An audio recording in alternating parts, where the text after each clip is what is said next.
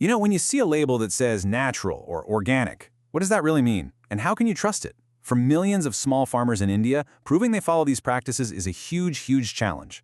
But a new community-based system is completely flipping the script, not for fancy global exports, but for the food we all buy in our local markets. Today, we're going to dive into how India is building a whole new kind of trust in its food system from the ground up. So, here's what we're going to cover. First, we'll look at the big problem farmers are up against. Then, we'll explore the two very different ways they can get certified. After that, we'll get right into the details of this cool community model called PGS-INDIA and see how it actually works. And finally, we'll look at the bottom line. What does this all mean for the farmers themselves? All right, let's set the stage. The entire natural food movement, all of it, really just boils down to one simple thing: trust. But how do you build that trust when you're talking about millions of farmers and consumers? I want you to imagine something. Let's say you're a farmer in a small village. You've been doing everything right. No chemicals, just traditional methods. Your food is amazing. But when you take it to the market, how do you convince people that your stuff is different? How do you get recognized and maybe even get a better price for all that hard work? That right there, that is the core challenge.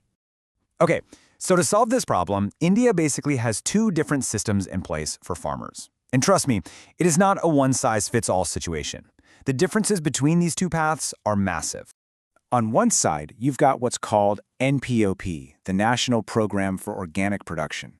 This is the traditional, old-school way. Think of it like a really formal exam with a strict proctor. It's designed for exporting food, which means it's expensive and comes with a mountain of paperwork. But then on the other side, you have PGS-INDIA, the Participatory Guarantee System. This is totally different. It's built for India's own domestic market, and it's more like a group study session where everyone helps each other and holds each other accountable. So let's really dig into this alternative model. What in the world is a participatory guarantee system anyway? What does PGS actually mean? At its heart, the idea behind PGS is all about peer-to-peer accountability. So instead of bringing in some expensive external inspector, the farmers in a local group literally vouch for each other. They visit each other's farms, they check each other's work, and they make the certification decisions together, as a group. It's a seal of quality that's actually powered by the community itself. And this whole system is built on 6 key ideas. It all starts with active participation from everyone and a shared vision of what natural farming should look like. Then you need total transparency so everyone knows what's going on, all built on a foundation of, you guessed it, trust. And 2 other really important principles: horizontality, which just means power is shared equally instead of being top-down, and a commitment to national networking, so all these little local groups can connect across the country. So if you look at this chart, you can see how it's all put together. Yeah, there's a national group that oversees things, but all the real work, the important stuff, happens right down at the local level. You've got these farmer clusters working together, supported by a regional council. The big takeaway here is that the power and the decisions are kept as close to the ground and as close to the farmers as possible. So what does a farmer actually have to do to get this certification?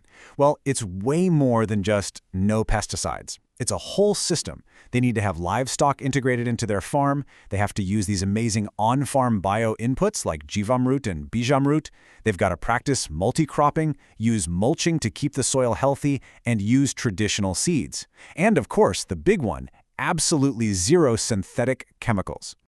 Okay, so now we get the principles behind PGS-INDIA, but let's look at the actual process. How does a farmer go from just being interested to holding that official certificate in their hand? This chart gives you that bird's eye view of the whole journey. You can see it starts with the farmer, or a group of farmers, and then moves through these community-based steps, things like training, peer reviews, and then finally verification by the council before they get that certificate that lets them go to market. Let's break that down. Step 1. Farmers sign up with their regional council. Simple enough. Step 2. They get training on all the standards and hold meetings to share what they're learning. Now, Step 3 is the magic. It's the peer inspection. At least 3 other farmers from their group come and visit their farm and evaluate it. Then, all that paperwork goes to the regional council for verification. If it all looks good, bam, they get a digital QR-coded certificate. And there are a few really unique things about this system. First, every single farmer signs a pledge to commit to natural farming. There's usually a 6-month conversion period just to make sure the land is clean. But, and this is cool, that can actually be waived if a farmer's already doing a great job. And finally, instead of a simple pass or fail, farmers get a star rating, 1, 2, or 3 stars, based on how well they're following the standards. This gives us, the consumers, a lot more detail. So we've walked through this whole community-driven process. But here's the billion-dollar question. Does this actually work for the farmer? I mean, after all that effort, what's the real impact on their wallet, their workload, and their ability to sell their produce? That's what we really need to figure out. And this table just lays it all out, crystal clear. Look at this. The NPOP system, it's for exports, it costs a lot more, there's a ton of paperwork, and some outside inspector makes the final call. Now, look at PGS-INDIA. It's for the domestic market, the cost is super low, the paperwork is minimal, and, most importantly, the farmers themselves and their council are the ones making the decisions. For a small farmer, these differences are everything. This is what decides if they can even get certified in the first place. So what this all adds up to is a system that's actually affordable and accessible, especially for the small farmers who are the backbone of Indian agriculture. Those QR codes build real trust with customers. That, in turn, helps farmers get their food into markets and maybe even get a better price. But maybe the most important thing of all is that it empowers them. It gives them ownership of the process, turning certification from this scary bureaucratic thing into a real community achievement. And this logo, right here, this is the result of all that work. It's not just a sticker on a vegetable. It's a symbol of a totally different way of thinking about our food. It's a promise that comes not from some faceless corporation, but from a community of farmers who have all agreed to hold each other to a higher standard. So that leaves us with a really big question, right? In a world where we all want to know where our food comes from, could a model based on community trust, instead of endless paperwork, be the future of how we certify our food, not just in India, but maybe all over the world?